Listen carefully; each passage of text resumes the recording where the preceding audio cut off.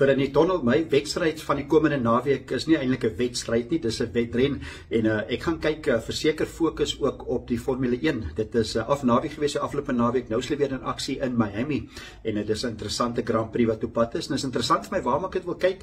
Ek wil kyk of Max Verstappen die aanslag van 2 McLarens kan weerstaan. Dis eintlik 2 McLarens teen 1 Red Bull op die stadium. Dit is tans die 2 McLarens van Oscar Piastri en Lando Norris wat die beste vaar. Oscar Piastri op 99 punte voor op die puntelys, Lando Norris 89. Dan die verdedigende kampioen is Max Verstappen 87. So dit is soos hulle Engels sê all to race for. Dit is Miami die volgende ene.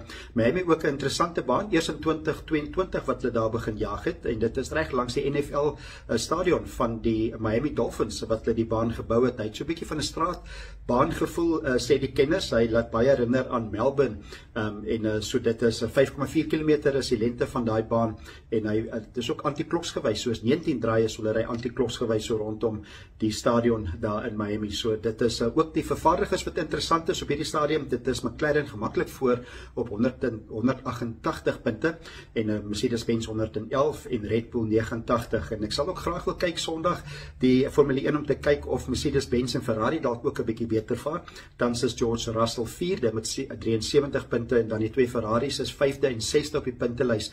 Dit is Charles Leclerc met 47 en Lewis Hamilton op 31 punte in die 6de plek. So interessant wees of Ferrari en Mercedes-Benz dalk ook 'n bietjie vinniger kan wees. Maar ek dink dis daai 4 spanne wat ek voor gaan uitkyk. Dit is die 2 McLarens, Max Verstappen wat altyd daar is en dan kyk of George Russell en die Ferraris dalk ook 'n goeie teenstand kan bied vir die McLarens in Miami. So dit is 'n laat terug en natuurlik die son kom eers in Afrika oor en dan gaan hy Amerika toe.